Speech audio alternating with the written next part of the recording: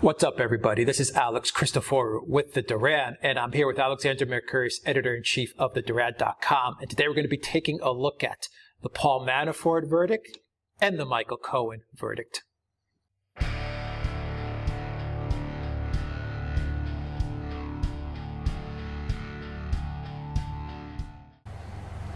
All right, Alexander, we had two big verdicts back-to-back coming out. Actually, I probably made a mistake there. The Michael Cohen wasn't really a verdict as much as it was a plea.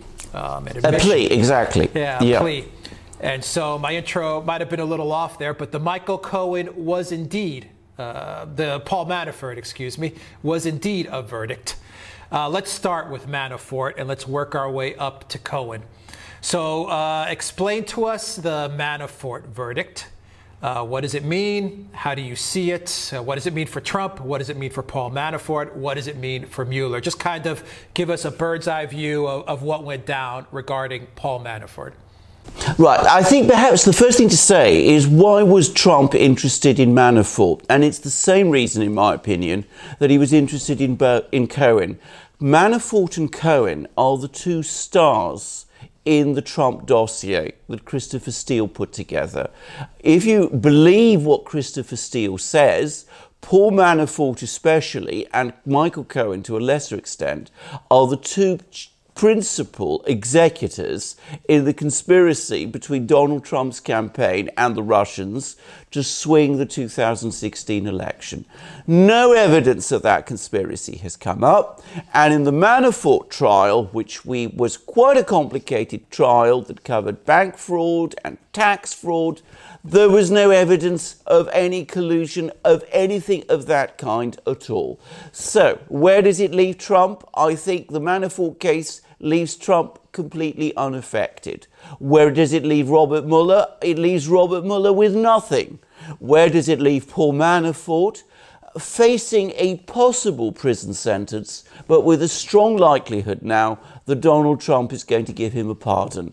I think I've just been watching an interview that Donald Trump gave to Fox News, and my strong impression from the things he said about Manafort is that he fully intends to pardon him as soon as he can. I mean, you sent me an article, National Review, I believe it was, Andrew McCarthy. Is that correct? Correct. Yeah. Yes. And he leaned towards the side which said that the Manafort trial was a win for Mueller. How do you explain that logic? Yeah, I mean, was it, in your opinion, was it a win? No, I don't think it was a win, actually. I think it was a fail. I mean, Andrew McCarthy is somebody I have great respect for. I think he's a very, very brilliant and incisive lawyer. But, of course, one thing to understand about this whole Mueller investigation is that it's both a criminal investigation, supposedly, but first and foremost, it is a political investigation. It is, if you like, a political inquisition. Donald Trump calls it a witch hunt, and as we've discussed several times, to some extent, to a great extent, it is. Because what Mueller was after was not what a conventional prosecutor is after when they go against someone like Manafort. He didn't want to lock up Manafort in prison on tax and bank fraud charges, which are historic, which relate to events of years ago. He wanted to get Manafort to flip, to provide evidence against Donald Trump. And Manafort didn't do that. And I think the reason he didn't do that is because that evidence of collusion with the Russians simply isn't there. So McCarthy there was writing like a prosecutor. He says, well, Mueller got a conviction, so that is a win. I say Mueller, the politician, failed, and failed completely, because he wasn't in the end able to get through Manafort to Trump. A point made not just by me, by the way, but by the trial judge also, Judge Ellis. So where does this leave Manafort now? Is this now over? Are there more trials coming up in the future? Yeah. How do we finalized the Manafort story, or has it not been finalized? Do we have a way to go? Right. Now, can I just say something about the case? Because, of course, there were 18 counts against Manafort, and the jury was unable to agree on 10 of them. And if you remember, some time ago on a programme, I said, that I wasn't sure that this case was terribly strong. And it turned out that one juror in particular thought exactly that and was very unimpressed by the key prosecution witness, who was Rick Gates. And in fact, virtually all the jury were unimpressed by Rick Gates. So I think that given that this is so, given that these are historic charges, I think after the November elections, there's going to be another trial involving Manafort, which is going to be a trial where he's going to be charged with acting as a foreign agent for various governments and for doing various things with the money that he was given to those governments. I think once that is out of the way, after a short time afterwards, I think Trump will move to have him pardoned. And I think the reason he will do that is because he will say the case wasn't so strong. This man was only prosecuted because of his connection to me, to Donald Trump, to the president. The trial judge has said in the main trial, that the case was only brought in order to get at Donald Trump, and the jury were only able to find on 8 out of the 18 charges. So I think that Paul Manafort is not going to be in prison for very long. That's my view. Okay, so Manafort did not turn on Trump. He did not rat out Trump, for lack of a better word. Now let's turn to the rat. This is not the way I'm describing it. But the man who did flip on Trump and turn on Trump, and that's his former lawyer, Michael Cohen. What do you think, going back in the same vein as how you described the Manafort verdict, what do you think of the Michael Cohen plea?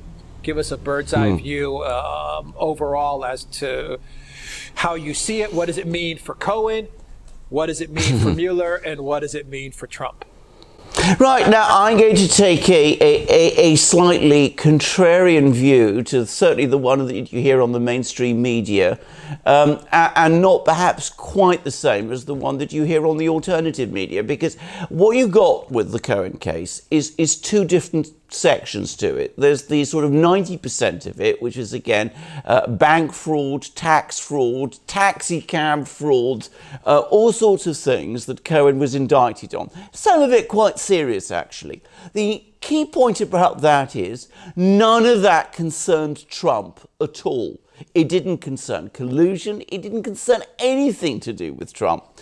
And then what Cohen did, on the advice of this attorney that he has, who is a former, in fact, who is very close to the Clintons, and who absolutely, and who defended, was one of the attorneys who defended Bill Clinton in the impeachment proceedings which were brought against him. So he's very heavily, deeply involved with the Clintons. In fact, apparently he's known Hillary Clinton. They've been friends since law school. So, I mean, they have a long history together.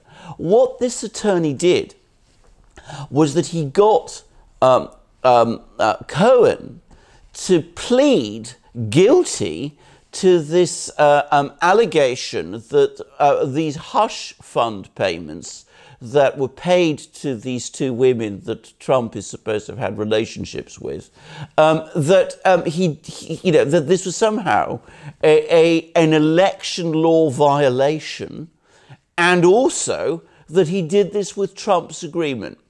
And I think what this attorney did there is, I think he's actually using Cohen. I think he's trying to use Cohen to try to get to Trump. And I think Cohen rather foolishly agreed to that, because he thinks that he's getting a softer sentence that way, and perhaps he is, but he's lost the chance of getting any kind of pardon from Trump, which perhaps he might have got. And of course, it's debatable whether these things that he's admitted to where Trump was concerned were even actually election law violations at all. I've been listening to programs about this. I've been reading articles about this on both sides. There is huge dispute, it seems to me, about whether they were election law violations. It's absolutely clear that if Donald Trump himself had paid money to these two women, it would not have been an election law violation. Since Donald Trump eventually covered the money, I think this is all extremely difficult legal territory. And I think anybody who thinks that this is really going to damage Trump very much, either legally or politically, is completely wrong. Yeah, I mean, I was seeing, actually today, I was seeing a video and reading a couple articles where Lanny Davis was on CNN, and he admitted to CNN that Michael Cohen had no idea about the Trump-Russia, the Trump Tower meeting, and that Trump had nothing to do with it. So that has already been cleared up. And then I think that's a big blow to the whole Russiagate, Trump-Russia collusion narrative. But I want you to go into a little more detail as to this, election finance, stuff that everyone's debating, that Trump, broke election finance law.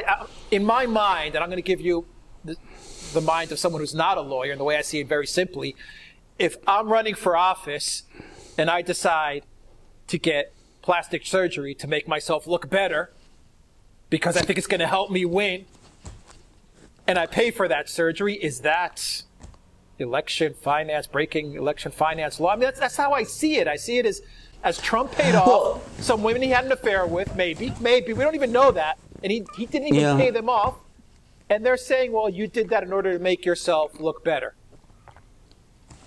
What of it? Yeah. I mean, can I just say, Alex, I mean, you see, the point to say about these things is that, the way lawyers talk sometimes, it makes it sound sometimes a lot more complicated than it really is. And juries who are not made up of lawyers generally take common sense views anyway. And so does the jury of public opinion. This has always been my view. So the argument that's being made here is that, of course, Cohen used his own money to pay these two women. He then managed to get it reimbursed from a company that had some connections to Trump. So that was, in his way, him giving, that's to say, Cohen giving an unannounced donation to the campaign. Right. That seems to me so artificial, so contrived an argument, that I really think it's going to be very difficult to get it to stick, certainly in any criminal case, but I suspect even in Congress. So I think, you've expressed a common sense view. I think that is the view that ultimately would be followed. And there was one case which bore some resemblance to this one, which involved a previous Democrat Party presidential candidate. I think his name was John Edwards, who also paid hush money to people. And he was prosecuted on similar sort of arguments, and the case against him in the end collapsed. So it doesn't really look as if this is at all a strong case. And I think the media and Cohen's lawyer and the Democrats who see in this some sort of silver bullet that's going to kill Trump for them, I think they've got this completely and entirely wrong. And so, okay, it sounds very weak now that you explain it. Now I understand exactly how they're coming at it with Michael Cohen and Lanny Davis, who's connected to Clinton. So my final question to you, so we could wrap it up, and it makes sense now. Lanny Davis is connected to Clinton, and Clinton is part of the resistance, the deep state that wants to remove Trump. So are they using this coming into the midterms and then moving on to 2020 so that they can win the House and then eventually move towards impeachment, not based on legal terms, but you said it many times in many programs that we've done, impeachment is not really legal, it's more political. Is this all about building the foundation to get that impeachment moving? Absolutely. I mean, I think even Donald Trump, in his interview with Fox, basically said so. I mean, he seems to be fully prepared for this. All I would say is, and I think I saw him on this program, I mean, he looked to me extremely confident, and the word that's coming out of the White House is that he's buoyant about it, and that the other people in the White House are buoyant about it. And I think he's right, because I think this is going to backfire horribly on the Democrats. First of all, I don't think this is a big election winner come the midterms. I think that we saw all that with that famous videotape that came out just before the US presidential election, in which you had Donald Trump using some rather crude language, and the media were absolutely loving it and lapping it up and making it out that this was going to destroy Trump, and it didn't. And I think the same thing is going to happen here, because frankly, I don't think people, the American people, are very interested in Donald Trump's affairs. They're interested in the economy, they're interested in immigration, they're interested in the security of the United States. Many, many people in the United States see the things Donald Trump is doing as president of the United States, and they like what he's doing. They even like what he's doing with Russia, by the way. That is what the opinion polls say. I don't think they care about this story. I don't particularly care about, what he did with Karen McDougal, the Playgirl, and Stormy Daniels or Clifford or whatever she's called. I don't think people are really very interested in it. So I think Donald Trump's view is bring it on. Let them try and impeach me on this if they win the midterms in November. And I will smash them, because the country won't like it. It will solidify my electoral base even more. And in the end, the impeachment will fail in the Senate. And I think he's absolutely right. And as it happens, and I also think this, it's increasingly looking to me as if, I'm not American, and I'm not able to judge this too clearly. But I don't think there is going to be this huge Democratic landslide in the midterms that people were talking about recently. So I think that this is again a misfire. I think the Democrats are constantly going after Trump in the wrong way, because they don't take him seriously. They don't understand what an extremely clever and effective politician he is. They don't understand his base at all. And instead of challenging him in a political way, they come up with these various devices. And as I said, I come back to what I said. I think Cohen has been used, and I think he will one day realize that, and I think he will one day be sorry. Yeah, it's never good to be a rat, and it's always going to come back and get you. He's made his bed, and he's going to lie in it. But going back to Cohen real quick, if you could wrap this up, Alexander, what happens to Cohen now? What's the next step with the Cohen? Is there a trial? Is there a plea? But it's very simple. He goes to prison, and he stays in prison, because there's no way Donald Trump is going to pardon him. I mean, I'm not sure. He'll be in prison for several years. There's been some talk about, if the Democrats win the presidency in 2020, they might pardon him. Why would they? What of possible use is he to them anymore? I mean, they will throw him away like a used glove. So he will go to prison. His lawyer is now going around trying to crowdfund on his behalf. I find that enormous. Not just comic. I mean, unbelievable. And so misconceived. I mean, I rat on my client, and I want to become, a hero and have money made on it. I mean, the optics are so terrible. So I think Cohen goes to prison, and I think one day he's going to wake up and he's going to discover that his lawyer wasn't really working for him, and that he made a very bad choice of lawyer. But that's his problem.